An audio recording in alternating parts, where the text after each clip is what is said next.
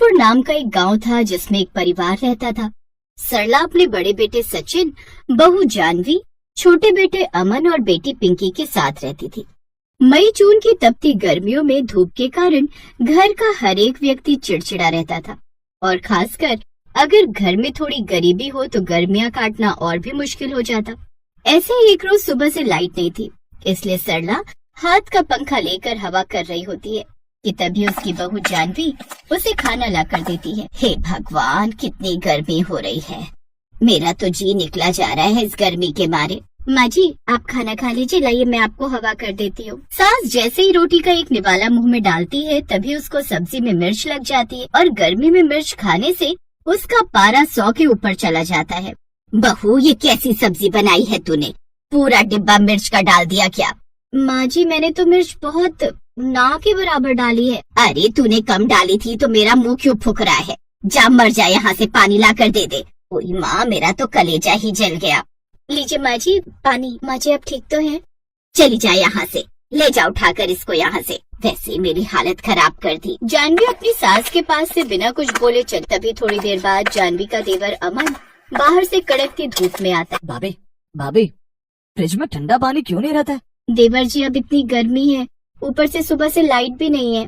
ओफो, इस घर में तो ठंडा पानी तक पीने को नसीब नहीं होता। ऐसा बोलकर अमन भी अपने कमरे में चला जाता है और बेचारी जानवी सबकी बातों को बर्दाश्त करती रहती। और तभी उसकी ननद, भाभी भाभी, ये बताओ ना, रसोई में खाना क्यों नहीं रखा आपने बनाकर? जानवी, मैंने तो बनाया था, तुम्हारी 3 रोटी और सब्जी भी रखी थी। बनाई होती तो रसोई में ही रखी होती ना, भूत तो नहीं खा गया उनको? इससे पहले मेरा गुस्सा अब तुम पर उतरे, जल्दी से खाना बना कर ले आओ। जानवी रसोई में जाती है और पिंकी के लिए खाना बनाती है। गर्मी तो उसको भी लगती है पर उसको कूल रहना आता था और मुस्कुराते हुए पिंकी को खाना बना कर दे देती है। थोड़ी देर बाद, जानवी, ओ महारानी, आवाज नहीं आया क्या मेरी? ये बहरी हो गई हो? मेरे लिए ठंडा चिल्ड सा पानी लेकर आओ। जी, वो आज पूरे दिन घर में लाइट नहीं थी ना, इसलिए ठंडा पानी नहीं है।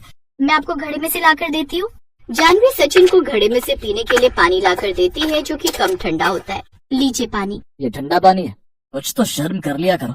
बाहर से 10 रुपए की बर्फी लेकर पानी में डाल देती। अब जाओ यहाँ से, मेरे लिए नहाने के लिए पानी की बाल्टी भर दो। जी, घर में पानी तो खत्म है, बाहर से लाना पड़ेगा। हाँ तो लेकर आओ। मेरा मुंह क्या देख रही हो खड़ी खड़ी? बहुत तेज गर्मी लग रही है, जल्दी से पानी लाओ। जी, मैं अभी भर कर लाती हूँ। जानवी सचिन को नल से पानी की बाल्टी भर कर लाती है और वो पूरी तरह पसीनों में हालत बेकार हो गई, पर वो फिर भी और सचिन को नहाने के लिए पानी ला कर देती है। अब जाकर चैन मिला है शरीर को।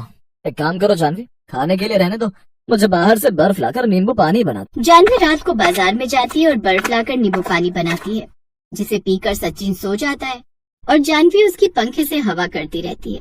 घर में बिना लाइट के 2 दिन गुजर जाते हैं पर लाइट नहीं आती और सब लोग गर्मी के कारण जानवी पर अपना गुस्सा निकालते रहते थे। अगले दिन, भाभी, भाभी, मेरे कमरे में मेरा कॉलेज का आई कार्ड था, कहाँ है वो?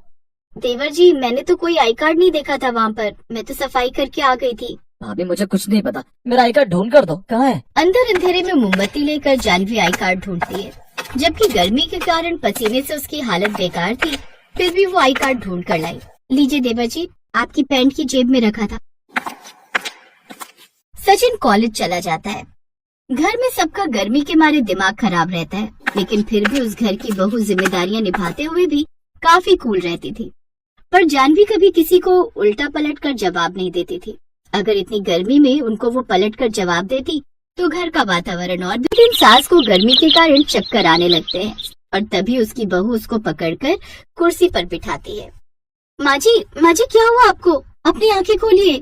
सास अपनी आंखें थोड़ी थोड़ी खोल रही थी, तभी वो अपनी बहू से कहती है, मेरे शरीर में से गर्मी के मारे आग निकल रही है। बहू तो कुछ कर। ऐसा करती हूँ, माँ जी को बाहर पेड़ के नीचे लेकर जाती हूँ। अभी जानवी अपनी सास को एक पेड़ के नीचे बिठाती है जहाँ ठंडी ठंडी हवा चल रही होती है और एक बाल्टी पानी नल से लाकर सास के सर पर ठंडा तौलिया रख देती, जिससे सास को बड़ी राहत मिलती है और उसकी तबीयत ठीक हो गई। आहा, बहू बड़ी राहत मिल रही है, अब जाकर सुकून मिला है। माँ जी, अगर हम गर्मी से लड़ने की बजाय एक दूसरे से प्यार करेंगे तो घर में हम गर्मी का भी सामना आसानी से कर सकते हैं। जानवी की बात सुन धीरे धीरे सास का गुस्सा शांत हुआ और अपनी बहू को इतनी गर्मी में भी घर की सारी जिम्मेदारियां मुस्कुराते हुए निभाते देख सास को अपनी बहू पर बड़ा गर्व महसूस होता है। बहू, गर्मी तो तुम्हें भी लगती होगी और ऊपर से तुम सारा घर का काम भी करती हो, मगर एक बार गर्मी का नाम नहीं लेती हो। और हम कितना कुछ तुमको बोल देते हैं, फिर भी पलट कर जवाब नहीं देती। इतनी सहनशीलता कैसे है तुम्हारे अंदर?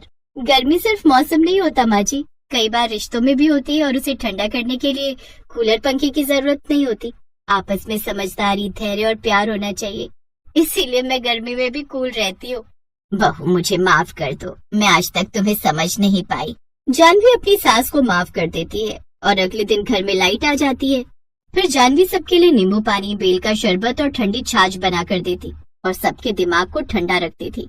घर को साफ सुथरा और हवादार रखती ताकि घर का वातावरण ठंडा बने रहे। इस तरह जानवी एक कूल बहू कहलाई।